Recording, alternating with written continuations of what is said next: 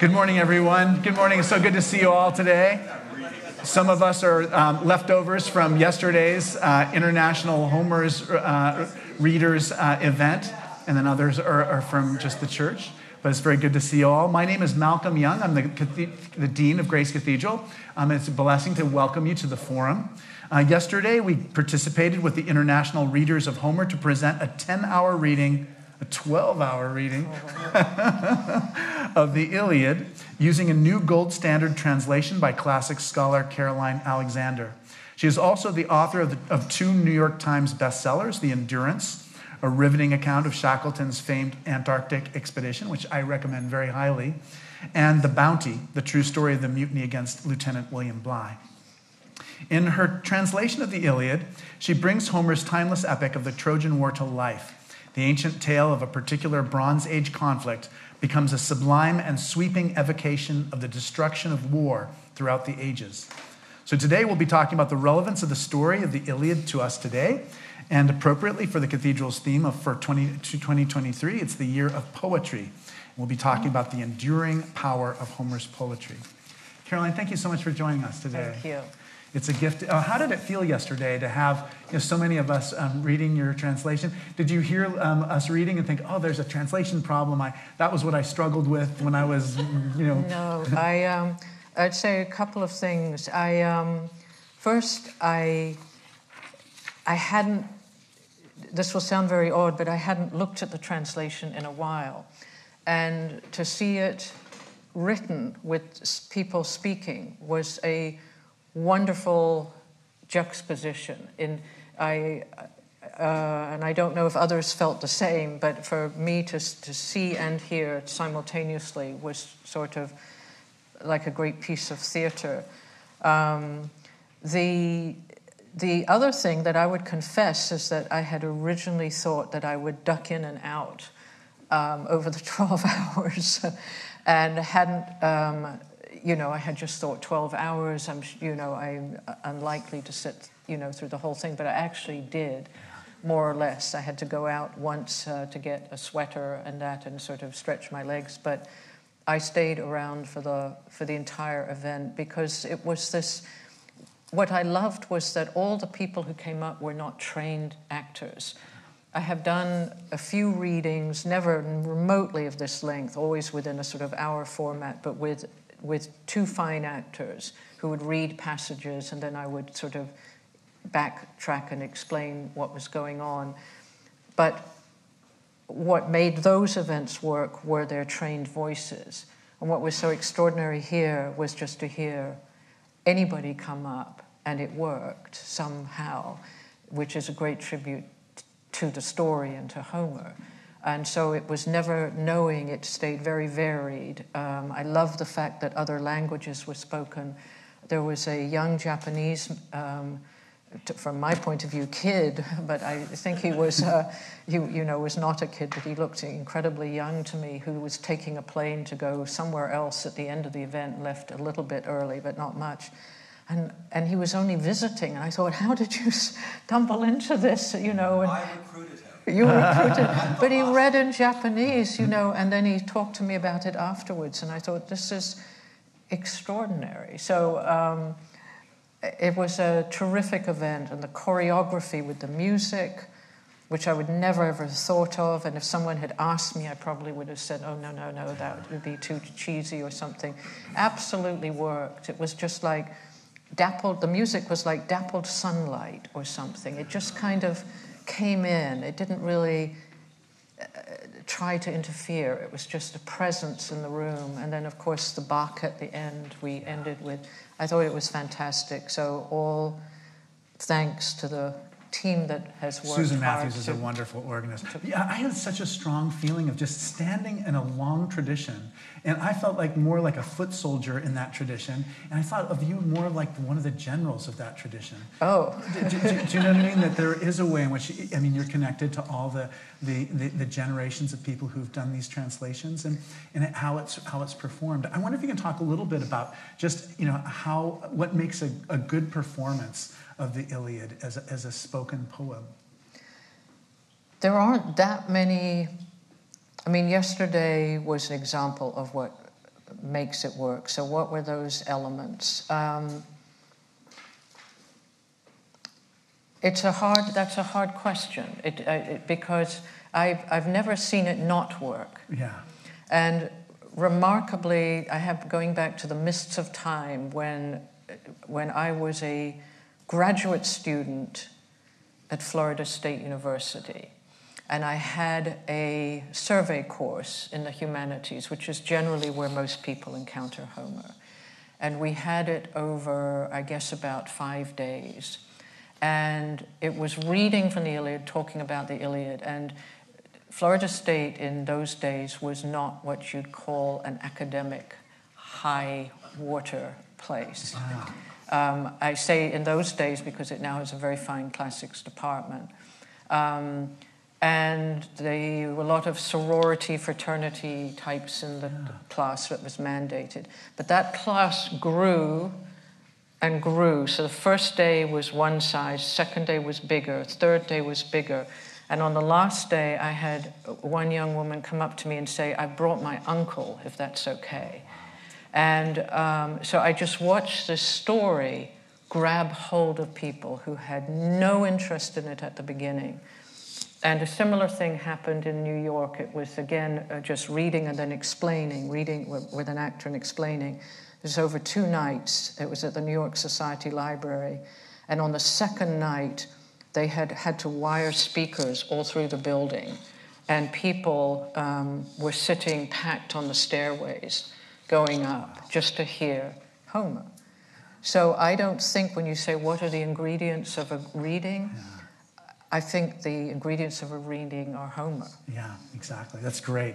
I wonder too, because I was in such a hurry to read all your books all at once, I usually just read paper books, but I also listen to audiobooks just because I needed to be listening to them during more part of my days. And do you ever, how do they choose the actors for your books? And then what kind of coaching do you give them, as they prepare to do their work? In the case of Homer, generally what happens is that you're sent a link with different voices, and they're just reading different passages, not your text. Right. And so you audition by voice.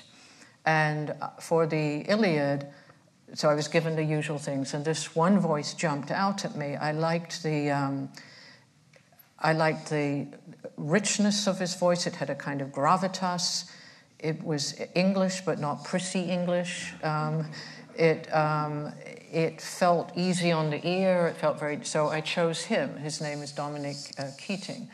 I discovered as I came to know him that he was well known to Star Trek fans as a character, which I don't remember because I don't watch Star Trek. So he did a wonderful job, but it was very daunting. And I thought of Bob reading all those Greek Nereid names in his passage last night. So if you can imagine doing the whole epic and all those names. And he called me at one point and he said, "Caroline, I just don't know that I can do it." And I said, "Yes, you can. We'll get the coaching, And so he was given pronunciation guides and pulled off a very, very beautiful job.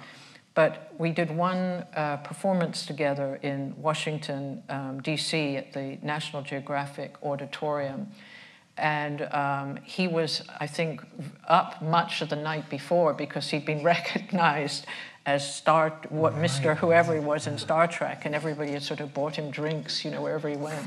But he nonetheless, sort of gave a very fine performance. But I think it's just voice is what I would go, I wouldn't go by the resume or certainly how they looked or anything like that. It was just out of this mist, out of this blur of different voices, what is the one you want to hear read this poetry? Yeah, I love that.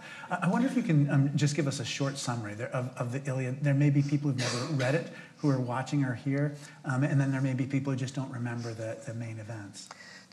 So the Iliad is very interesting in that it is a story about the Trojan War. It's where we in the modern world learn of this this sort of legendary Trojan War. But interestingly, it starts at Iliad opens at the end of the war, in the last of the 10 years of the war. And it opens, also interestingly, with a conflict within the Greek camp. So it doesn't open with the hostilities between Greek and Trojan, but between Greek and Greek. And there is a showdown between the commander-in-chief of the Greek troops and the finest warrior, who is insulted by the commander-in-chief Agamemnon, and the finest warrior Achilles withdraws from the war, and he there remains absent for the majority of the epic.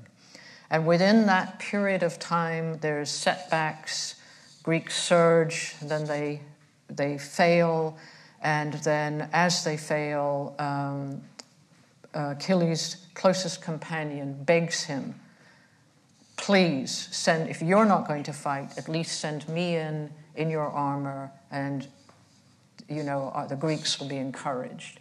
And much against his instincts, Achilles complies, and his companion Patroclus is killed. And at that point, at last, the Iliad becomes personal to Achilles, who before that had said, I have no stake in this war whatsoever. And so he goes on a kind of rampage. And interestingly, psychological studies that have been done in a classic work, Achilles in Vietnam, which examines the state of mind of veterans who go Achilles, if you will. Yeah. It happens, in fact, and the trigger is usually the death of a friend. And so Achilles sort of creates this swathe of devastation and then kills the man who killed Patroclus, which is Hector, the son of Priam, the prince of the Trojans, the greatest warrior at Troy. And then after that, it's like the whole epic pivots. And Achilles is filled with this sorrow that cannot be appeased. And the high point of the epic, and this is where the brilliance of the epic is, the epic does not end with the showdown that the whole epic has been geared for between Achilles and Hector. Everything has been moving for that great moment, and an ordinary story would end there. But the Iliad is not an ordinary story, and it does not end there. And what it ends with is Achilles alone in his tent, without sitting at his dinner table, without his companion Patroclus beside him. And Hector's father, Priam, has come through the night to beg for the body of his son for burial. And the two men meet, and Achilles sees in this pitiful, broken father, his own companion, and the whole pointlessness of the war that he had always sort of perceived earlier comes flooding over both men. And so this extraordinary epic, this extraordinary war epic, ends with funerals and inconsolable sorrow and lamentation. And for all those people who think this is a story of glorifying war, you have to read it all the way through from beginning to end, because it is the exact opposite of that. It is like we think the Iliad dates to around 700, 730 BC, and it's like a message in a bottle that was thrown out from the Dark Ages to say, war never works. This is what it does. It will never change.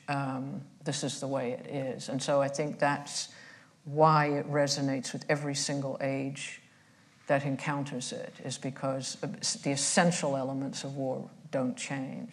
Yeah, I'm grateful for that summary. In my sermon that I'm giving in an hour, I try to summarize it too, and that is the challenge. There's so many incredible moments that you have to leave out in order to be able to give people a picture of it. You mentioned just about how it does change. Our understanding of war changes through Homer, and then our experience of Homer changes too. The war in Ukraine is so much on everybody's minds these days, and I wonder if you can just talk about just how that's had an influence on how you understand the Iliad now today. When I was doing the translation, the war that was very much resonating was Iraq and Afghanistan. Yeah. And I didn't inform the translation, nor should. I mean, one doesn't patronize Homer by bringing in of course not. Anything you're thinking about, because it doesn't need it. Yeah. He's already there ahead of you. You just channel Homer. But, you know, when one looks at these photographs, I mean, it's got to a point that I confess I don't read the stories on Ukraine. I note them, I look at the pictures, but the story, the text, is somehow already so old that all you can do is hope and, I guess, pray that that it ends, you know, that it will come to an end, but the sort of blow by blow I almost can't bear. Well, but in my sermon today, I talk about that. Just that there's a way in which we get ourselves into positions, and no one wants to go on, and yet there's a force that keeps the war going on, and that seems like it's operative. This is something the Iliad is very keenly aware of. There are numerous points in the epic, and one quite early, where there's a chance to just end this whole bloody thing. Yeah, exactly. And it's like, get the two people who have a stake in this. The war began because Helen of Troy, who was originally Helen of Sparta, eloped with Paris, who was a prince of Troy.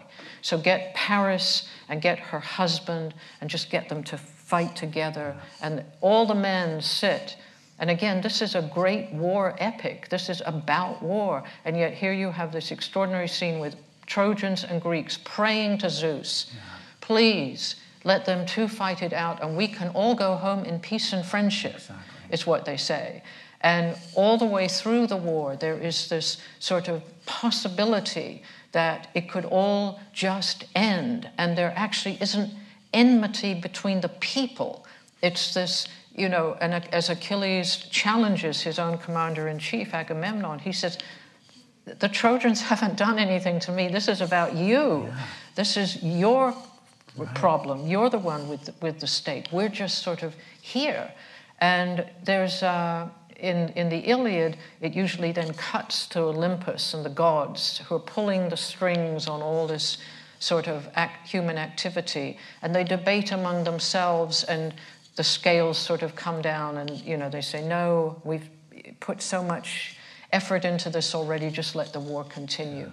And I think that's just a way of highlighting that there's like some life of its own, some awful, dreadful higher power that just keeps us going against all human interest and all human wishes even.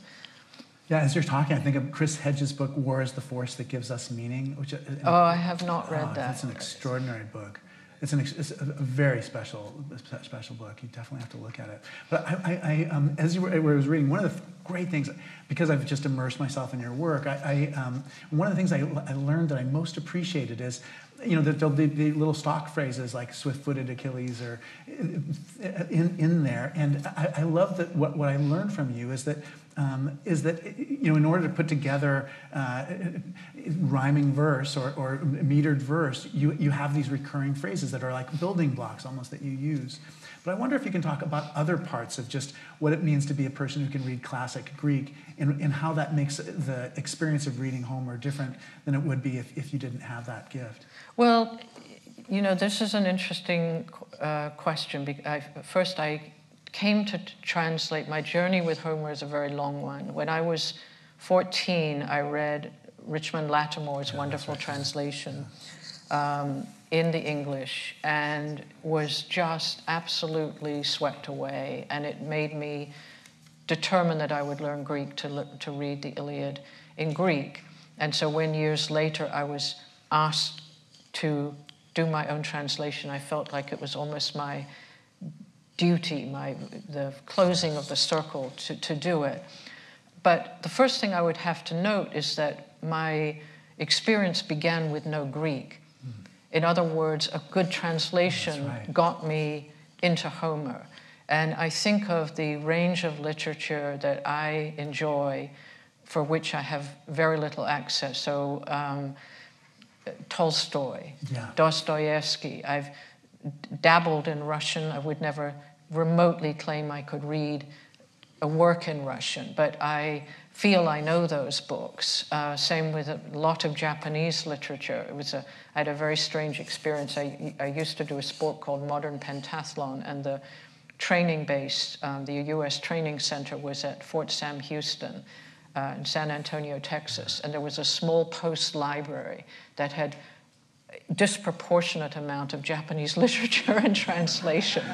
And so I sort of fell into it by default, but I couldn't pick a syllable, a character of Japanese. And yet I would feel diminished if I had not entered this world through translation. So the first thing I would say is that I believe in translations. I don't believe there is a kind of snobbery, particularly with classics, of, well, you wouldn't really know unless you've read it in the Greek. And I don't really think that's true, but it does inform my belief that a translator's duty is to try to channel the original work. So my translation of Homer is quite literal. I mean, English is a wonderful, rich language with lots of shades of meaning, and it is possible to pick the exact right word most of the time. But I would not recommend, although I admire some of the more poetic and Englishy type poems, which fit different sort of English poetic conventions, but I don't feel they deliver Homer. But that's a prejudice. So the Greek is a great pleasure to me, but I wouldn't stand or die on that sword. No. I think translations are, and just hearing all of those voices last night, we had Vietnamese, Japanese, Farsi, Portuguese, Spanish. Classical Greek, modern Greek, French, some German, Italian, and all of those were translation. So I get a secret satisfaction, but it's not something that I feel is wholly necessary to appreciating a work. Yeah. But I wonder if you can talk a little bit about some of the challenges that you may have faced. Like, what are some of the questions? I mean, what you described as the kind of the difference between formal equivalence, which is kind of a more literal, and dynamic equivalence, which is like a more poetic rendering of the text. Like, what other kind of challenges and questions did you have to address as you were doing these translations? I think the first question one has to address is the meter, because the Greek is in a very old metrical form called dactylic hexameter, which is just a fancy way of saying 6 feet, 6 metrical units that are like a dactyl is a finger. Yeah. So it's 1 long and 2 short joints, as it were. Long, short, short, long, short, short, long, short, short, 1, long. But there's, within that kind of set of rules, there's great flexibility. You can substitute and so on. So in fact, there are many metrical patterns in the Greek. It can be long, long, long, short, short, long, long. I've never worked out all the different permutations, but it means there's never a monotonous sing-song quality to the Greek. But mostly it replicates the Greek language. The Greek language falls naturally into dactylic hexameter, and it doesn't work in English. Yeah. And people have tried it, and it's a lumbering, slow-moving, meter. It just doesn't suit Homer in English. So most modern translations go with a kind of free beat, but you can have if you listen, if you read out loud. So when I translated, I also always read out loud, and you can make a cadence, and you can make it clear it's poetry, as opposed to just a prose translation, by being attentive to the rhythm of speech. And I think once you decide that's my structure, then the next task is how close to the text do I want to be, or do I want to gloss things over? Yeah. I feel English allows you to be very close to the text. Yeah. So, for example, I always respect the epithet, swift-footed Achilles, gleaming-eyed Athena. Of the shining helm. The Hector of the shining helm, or the shimmering helm. There's some translators who think these are old-fashioned and just get rid of them. I feel like they're 3,000 years old. They've been passed down long enough that they work for enough people, and I wouldn't presume to kick them out. I think they're the stitching, in Homer, and those are some of the units that you were talking about. So I think it's the challenge is first and foremost the meter, then it's sort of deciding in your heart what your approach is going to be, and you have to be convinced that is the right approach. Whether it is or not is immaterial. It's whether you feel it is. And then it's just a question of moving carefully. Translating is a lot easier than writing a work of nonfiction. Yeah, but by the same token, I was just thinking, as you're talking about translating New Testament texts and from Koine Greek, and so one of the questions I had is like, I can't remember I took Greek 30 years ago, so I can't remember the details of the differences between classical Greek and Koine Greek, so I'm interested in that. But when we do translations, I'm just not as worried about the meter or anything like that. But maybe you can talk about the difference between Koine Biblical Greek and classical Greek.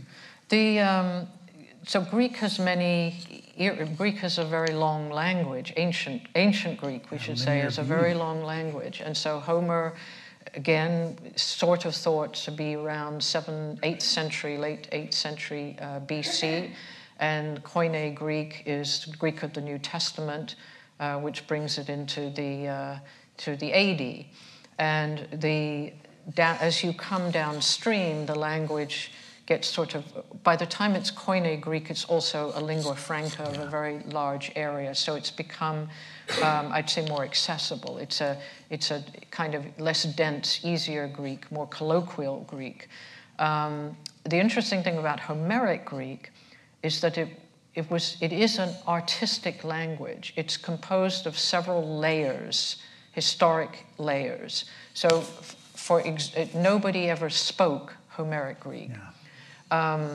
So it's basically, the oldest strand is in a dialect called Iolic, which is rooted for the most part in Thessaly, which happens to be where Achilles comes from, and where a number of the great epics like the Argonauts also originated in Thessaly.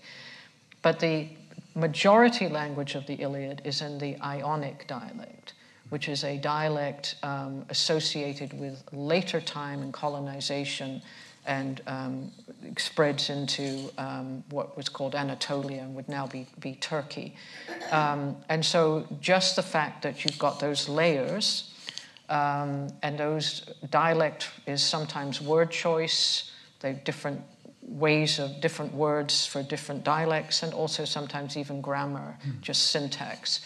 But there are also some rather obscure words, not a whole lot, that it's clear that we're so old that the poet may not have known precisely what it meant. Yeah. And there are also some lines that are so old they can be the linguistics and the true linguistics have dated them back to sort of Indo-European times. Right. So when Hector and Patroclus die, there's a wonderful phrase in the English which says, and so the soul left for Hades, mourning her fate, leaving youth and manhood behind. And in the Greek, those are very old words that actually don't scan in the hexameter. But when you restore the letters that should have been there, then it scans and you realize that you're looking back into a much older time. So it's layered like that, but the good thing is, this makes it all sound more complicated than it is. The reason I say that translating is easier than writing a work of nonfiction is it's actually very straightforward. They're dictionaries that have sorted all that out. It's not like the lone translator is finding the word and excavating and researching. When you're talking about like the received text, for us it's Nestle Aland for the New Testament. So you have like a description of all the different textual variants. Ours would be M.L. West, which was done quite recently by one of the finest, certainly probably Homeric scholars of our generation. So you have your text, you have the great dictionaries, there's several of them, you have the great commentaries, there's several of those, and they guide you. Yeah. And in the difficult parts, you don't reinvent the wheel. You come to a word, you read everything everybody has to say about it, you use your informed instinct to make what you think is the right choice. But it's the heavy work, the groundwork has been done by people who went before. Yeah, exactly. It's not, like I said, it's almost like a whole group of us are all working together. Yes. In our each generation, learning from the generations that came before. So, as you look at the characters and the people in the Iliad, who really stands out for you? What character is your favorite, or do you think is the most compelling? Or well, Achilles is the character you can't remove from the epic. And his speeches are certainly, I think, the finest. And I would say in the Greek, his speeches have been studied very closely, and they are distinct in voice from how any of the other characters spoke. They're fraught with electricity. The syntax, when one's angry, you don't necessarily speak in perfect grammatical phrasing, and there's this kind of rage built into his best speeches that kind of puts words maybe not in the exact order. It's not wrong, but it's not how you would speak if you were just composing. And so there's this kind of explosiveness behind his language. And my favorite speech, possibly in the whole epic, is in Book 9, when the Greeks come back to beg Achilles, almost on their knees, to come back and fight because he's withdrawn during this period.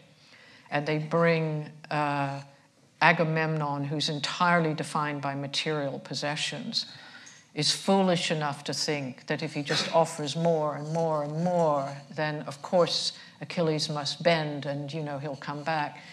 And Achilles listens to this catalogue of everything being offered, from gold to cities to Agamemnon's own daughters, or the choice of his own daughters. And he says, tripods and prizes, the prizes are there for the winning and you can carry off. But once the life leaves a man, you cannot, passes the barrier of his teeth, you cannot bring it back again. And it's this extraordinary speech that the whole of the heroic ethic, the whole cement of a heroic warrior society is based on the firm belief that glory is the end goal of glory, and valor, visible valor, are the end of all a warrior's entire being. And Achilles essentially says in this speech, I will rather go home and live a long life and win no glory. And it's like the whole, for a moment, you can feel almost the whole audience, a Bronze Age audience before Homer, a Dark Age audience with Homer, saying, like gripping their seat and saying, where do we go from here? This is a new world we're about to look into. So I think Achilles is electrifying, and I think the character of Helen is extraordinary. This wonderful, ambivalent mix of, in the Iliad, Helen is not abducted. She abandons her husband for her own choice to go with Paris. And I think it's not until you come to Anna Karenina that you get such a finely drawn portrait of regret and passion and shame and trapped in this decision that has been made. So I think she's a beautifully drawn character. Yeah, that's very true. Have you ever thought about just Homer's theology, or is that even a helpful question? In reading different commentaries on the Iliad, I came across that. I just didn't know if you had anything that stuck out for you in terms of thinking about what Homer's perspective or the Iliad's perspective is on the gods. The Greeks claimed that Homer invented the gods. Yeah, that's right. That their characters are, clearly didn't, but they're so well drawn that the Athena that he paints, the Zeus that he paints, the Hera that he paints, are the ones we still know today and that you can make action movies about. They're superheroes. They're the superheroes in a way. So he, what the ancients were paying tribute to was that these characters are so well defined that he has essentially brought what must have been disparate, fuzzy ideas of them to vivid life. And so, but what was his theology? Were they an actual belief, or was this becomes inscrutable? His interest in characterization is so great that I look at him more as a writer, regardless of how whether he penned or dictated or however all that came together. I feel like what was inspiring him was his image of these characters, that he was creating characters. Whether you've sat down with Homer at the time and said, "Listen, master, do you really believe that on Mount Olympus?" See, I think that what it is it's a way of talking about just the inscrutability of fate. I agree. And just in the same way that I described it earlier, I just don't even, like, how bad things can cascade. And like you said, I mean, you've mentioned in different places that you can have a war where everybody is opposed to the war, and yet you're not able to get out of it. And that inscrutability of fate, that just, you think that you've solved the problem by having this duel between the two generals, and something happens to, like, knock it off kilter. So I always think of it as almost like a way of talking about fate, the mystery of these. Fate and luck, and there's fortune.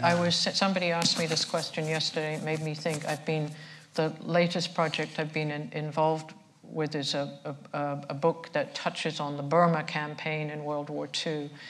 And there's this great defeat as the Japanese come in, and the British and the nominal allies at that time are kind of swept out. And one of the general appointed to, who eventually leads the British out, General Alexander, is chosen because, amongst other things, he was lucky. Yes. He was a great general, but what was acknowledged about him was that he was a lucky general, that things tended to work. And I thought that is so extraordinary.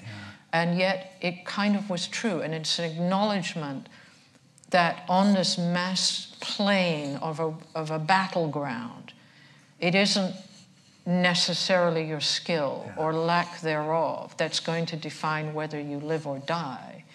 It is this inscrutable factor that you could call fate or luck. And that is the point where human explanation just is helpless. And that's just the reason why we shouldn't engage in wars. It's just that the unintended consequences, that nothing is ever going to go as planned. And so there's all this whole range of outcomes that you cannot even imagine. And I think that's exactly what we saw in the wars of the 21st century. The major wars. I think of Ukraine, Afghanistan, I think of Iraq as being wars where you opened a can of Pandora's box. All the planning, all the careful everything drawings. was going to go this way, and everything, As somebody said yesterday, if it had rained on Normandy, Right, exactly. Yeah. Where would we be? Yeah. So it's just this, these are the things that I think, and in a way, most of us, I suspect, are civilians in this audience. But I think the closer one is to war experience, the more that truth is actually honored. Yeah. That you've seen too much where unthinkable things happen. This is an anecdote it's an extraordinary anecdote. It's a third-hand anecdote, if you will, but I have a number of friends older than me, who went to school with Dick Pershing, who was the younger son of General Pershing. And every single person, and there's a number of them for strange reasons who I know, thought he would destined to be the great next president of the United States. And he was killed in Vietnam in something like the second week of the war on arriving. And it shattered. Nobody could believe it. It couldn't happen. And I think that seeing those things that you can't imagine would happen, the person you couldn't imagine being killed, is suddenly dead before you and in an instant.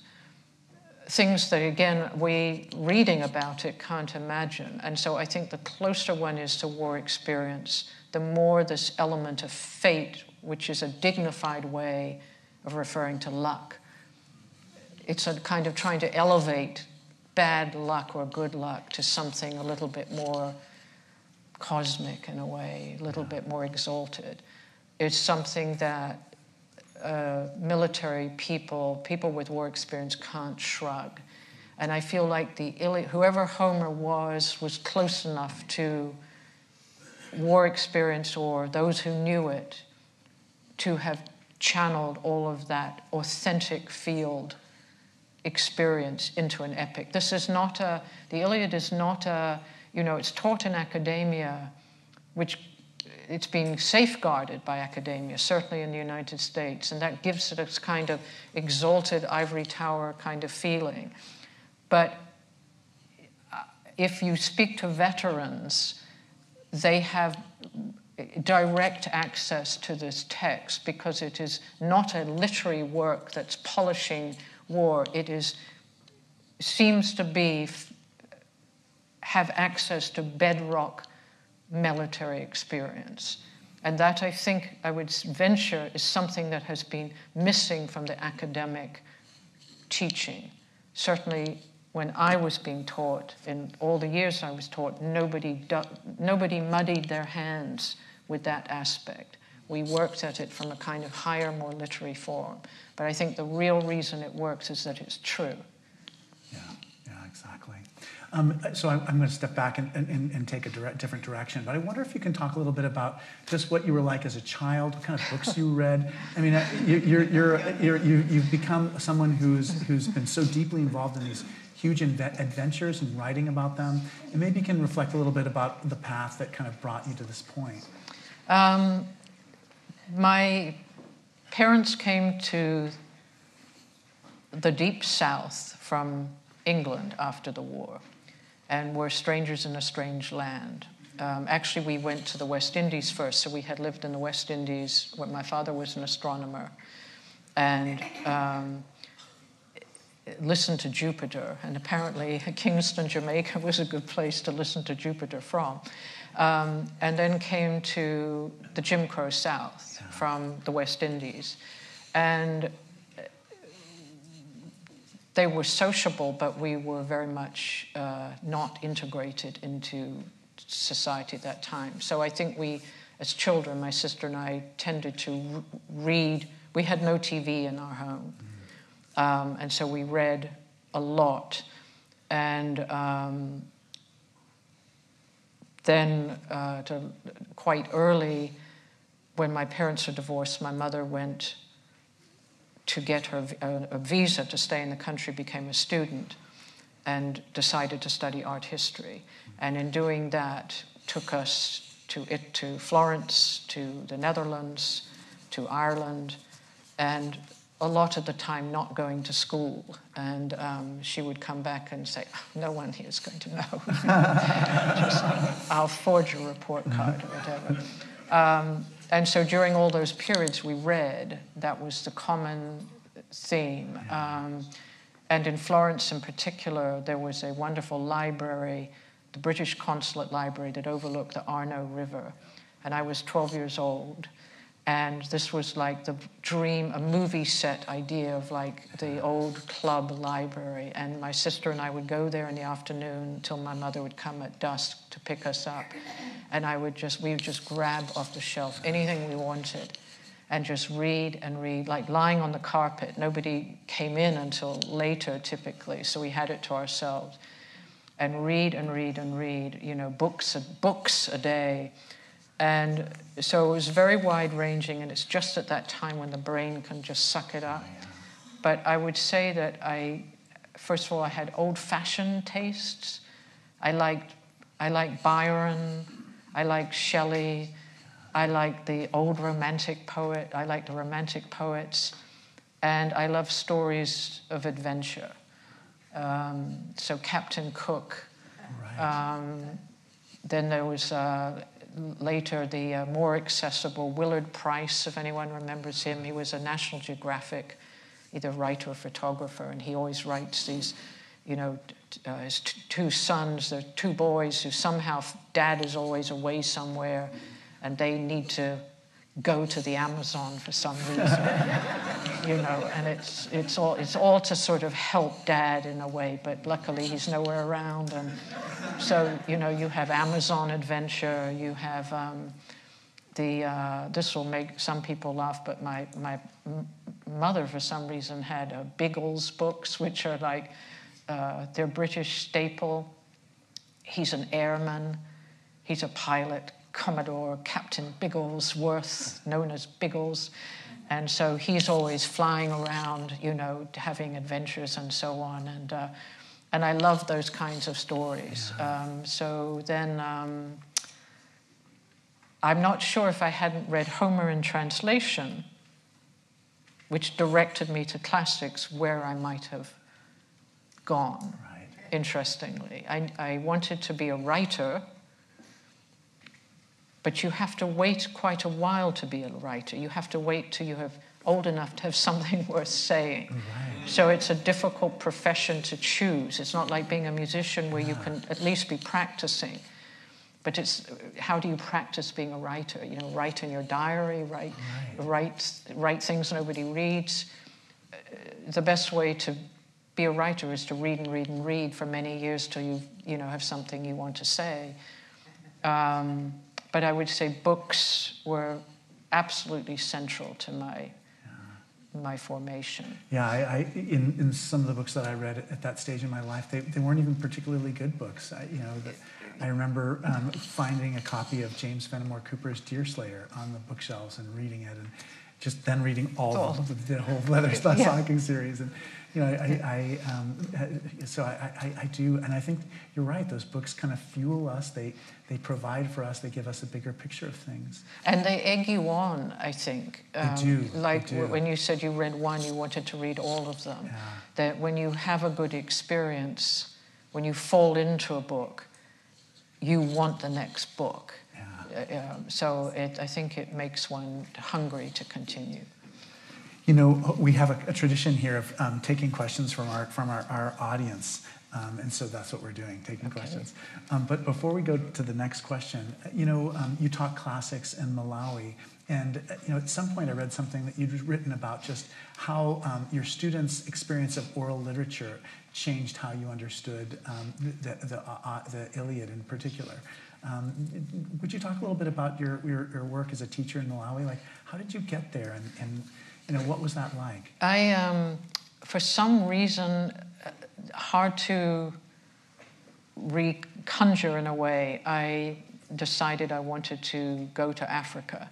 And I thought the best way would be to be offered a teaching position. And unfortunately, my training at that time was as a classicist, which I thought would not be possibly useful. But there was a big book that I got from the library which listed every educational institute in the continent. And I wrote to each in sub-Saharan Africa, and this was before computers, so it's like, "Dear Sir, I please find attached my resume," which was like that. And where I had implied that I knew more about teaching English than I did. And remarkably, I got this letter from the University of Malawi. Is it in Lilongwe? Blantyre. Blantyre was, Malawi itself, the university itself was in this small, wonderful town called Zomba, Malawi. And one of the most beautiful campuses in the whole world, by the way. And so I got this offer to come and not teach English, but to set up a department of classics. And I was 26 years old, and I didn't have my doctorate. I had studied classics, had a degree in classics from Florida State. I had a degree in philosophy and theology from Oxford. And somehow, and so hadn't done classics actually for 3 years while I was at Oxford, although you use Greek and Latin. And so I took the job, and I arrived on the campus, and people would sort of pass me and say, oh, so you're the person who's come to make us a real university. And I thought this odd, to say the least, but it turned out, this cannot be made up, it turned out that the chancellor of the university was the president of the country, Hastings Kamuzu Banda, the Ngwazi, or savior of his country and the longest ruling dictator in sub-Saharan Africa. And his passion was classics. And he had walked to South Africa from an impoverished village in search of a better education, and being taken in by an American mission where he had worked at a very low level, and realized, and then the missionaries had realized here was an exceptional person and had sort of brought him up, and he had studied classics. And he went to work as a doctor for the national health in Britain for 40 years. And when independence happened, he was called back to be president of the country. And he arrived speaking very poor Chichewa, the native language.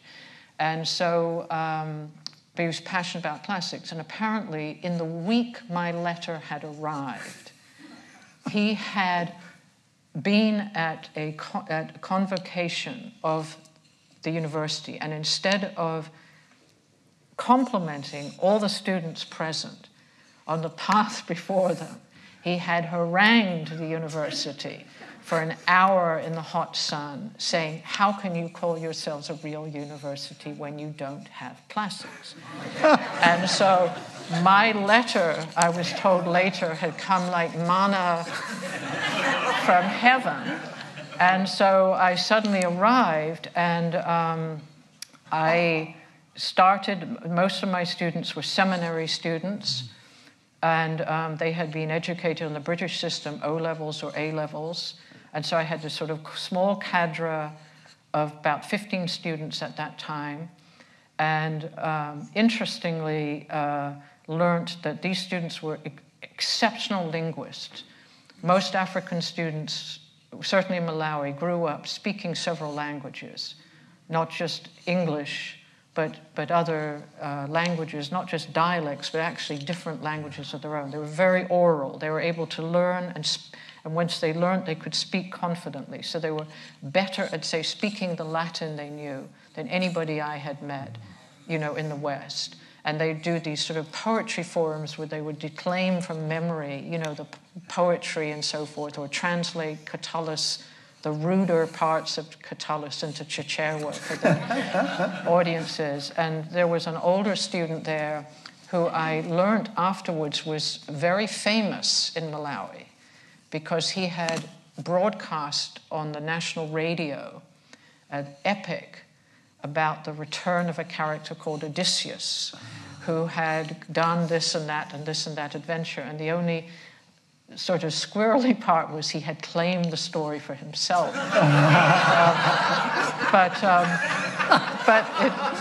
it appeared that classics had preceded me to Malawi.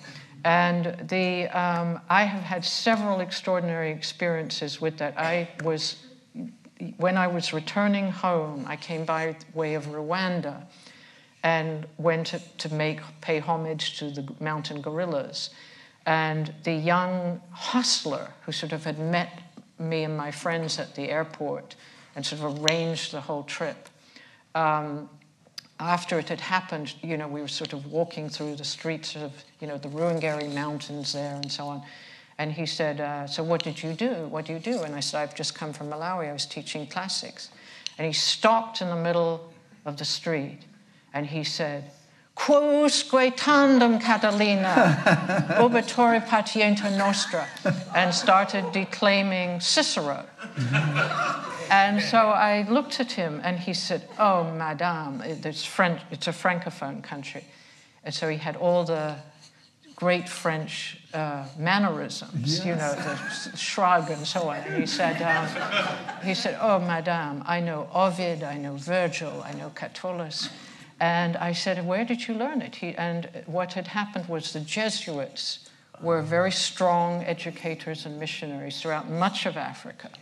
And so, in fact, there was, certainly with Latin, not with Greek, but there was rather a robust tradition to be found.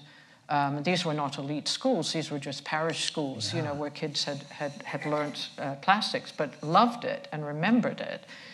And then 10 years after I left Malawi to the day, Hastings Kamuzu Banda, in his late 90s, was put on trial for conspiracy to commit murder, for a murder of a government minister that had happened while I was there. And I was sent by a British magazine to cover the trial.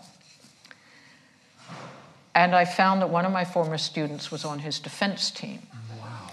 And so I had arrived, and Mr. Kaliwo had come through the door, and he said, "Madam, you can see I am a big boy now." And let's see if I can get this. Do you want me to help you? I'll just hold it. Yeah, it sounds good. And so he said, "You always told me classics would equip me for anything in life." And so he arranged for me to meet Banda, who was under house arrest. And Banda was not compos mentis at this time. He was dressed very elegantly in his Savile Row suit, as was his custom, and I sat at one end of the table, he was at the other, and a leopard skin was stretched on the table with the face facing me.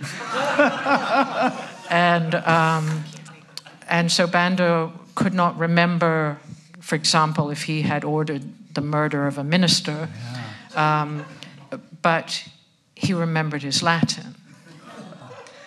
And so I was introduced, and I said, you know, this lady had come and spoke, set up the Department of Classics. And so he started reciting Caesar's Gallic Wars to me. So the longest ruling dictator in sub-Saharan Africa, my interview with him was partially conducted in Latin. So I came away from this experience with the belief that, you know, we always say this thing that classics is a universal subject.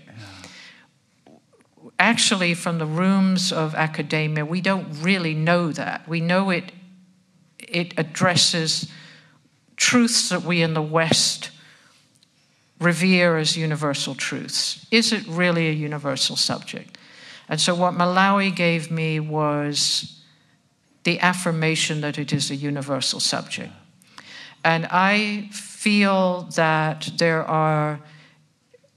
classics is under great threat these days in academia. The academics can eat their own. And the reason that it's under threat is it is considered to be a kind of elitist, white, Western, preoccupied, etc. tradition. But there are ways that it may have been misused in the past, but the subject itself needs to be reclaimed. And there are extraordinary gaps in our Western knowledge of classics, which has edited out whole sections. For example, the use of magic and a kind of voodoo practices was utterly prevalent throughout the whole of the classical world, and to a great extent.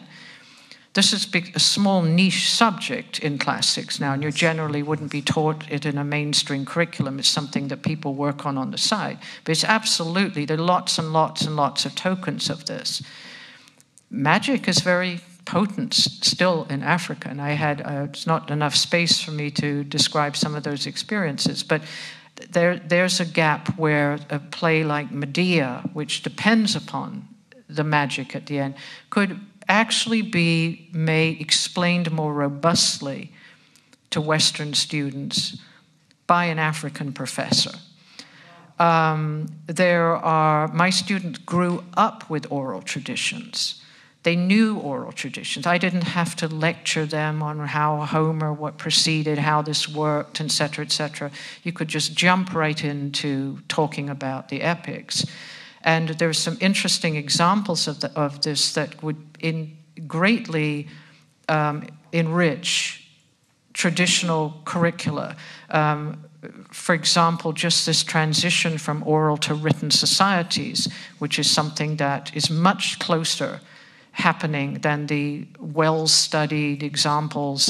We go back to the 1920s where Milman Parry, the two esteemed classicists, went off to Yugoslavia and studied traditions there. And what I consider a very ill-advised experiment where better material would have been found in Africa.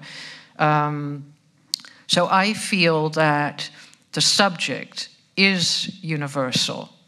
I think there is a way to enrich the way it is taught in Western classes that would not be catering to any interest or any trend, but would authentically be making our knowledge of how the ancients viewed certain things more complete.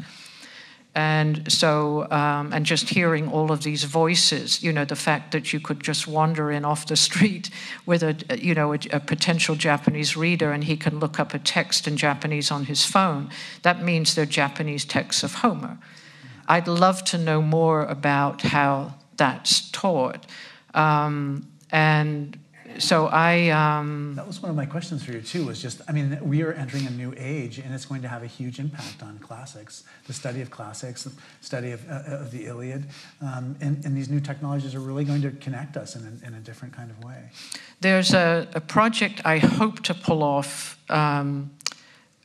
I have had some experience with working on a few non-fiction movies, documentary movies. One of the most recent one is an IMAX film about tigers, which is intended entirely for the Science Center market. So these are short, 40-minute IMAX films. I know that there is a huge popular appetite for classical subjects, although classics is under some threat in academia. I believe that an IMAX film about, say, the Greek oracles, that you could use these new technologies. There's a very, very exciting new filmic technologies that are mostly right now being used to make movies about the future, very futuristic, dystopian even. But they can just as easily be used to recreate the past.